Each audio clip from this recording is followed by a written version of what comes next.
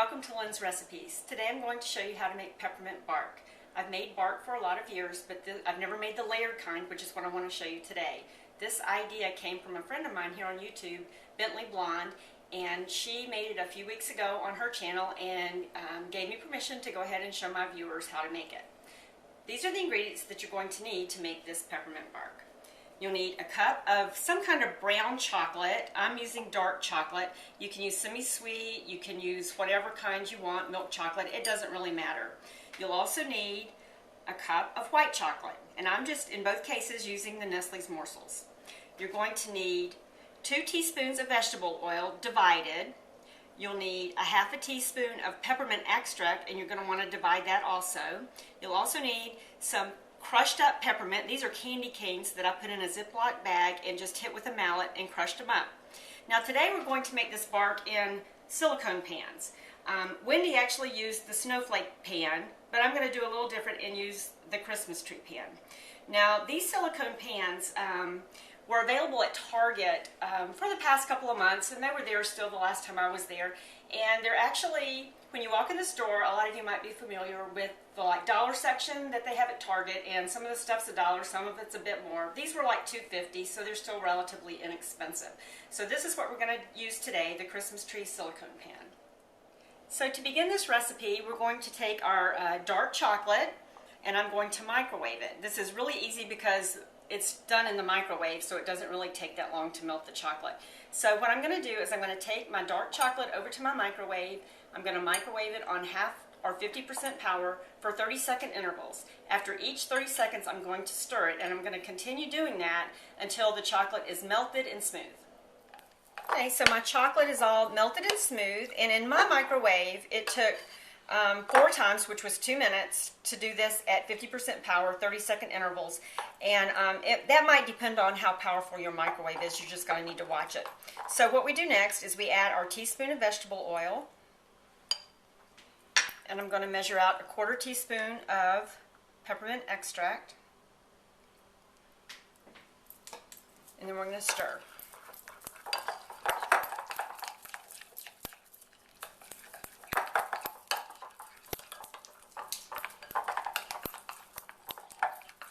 Okay, the next step is to put this in the bottom of the mold. So I'm going to take a spoon and just start spooning it in, making sure that the bottom is all covered.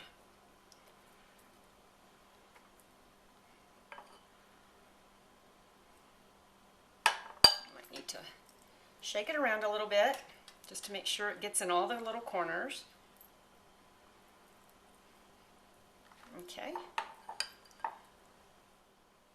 So I finished filling my molds with the dark chocolate, and so what I'm going to do now is sprinkle some of my little peppermint on it.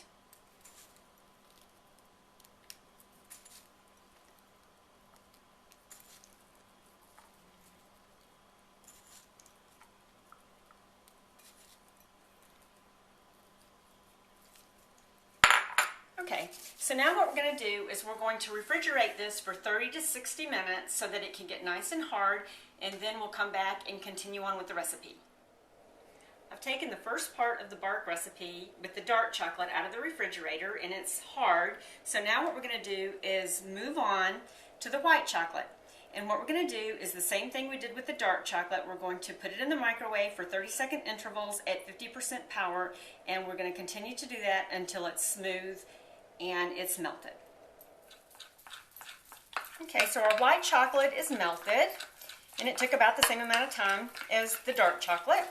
So now I'm going to add my cooking oil and my 1/4 teaspoon of peppermint extract. And I'm going to continue to stir. So now we're going to go ahead and do the same thing we did before and put the white chocolate on top of the dark chocolate and the peppermint and make sure it's spread out.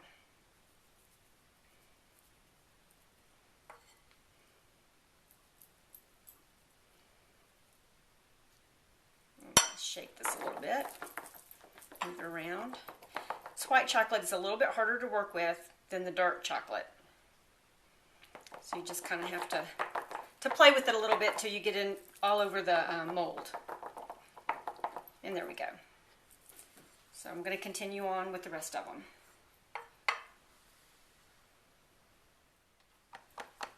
Okay, so now I'm just kind of tapping it on the counter to make sure it's nice and smooth. And then what we're going to do is sprinkle some more peppermint on top of the white chocolate.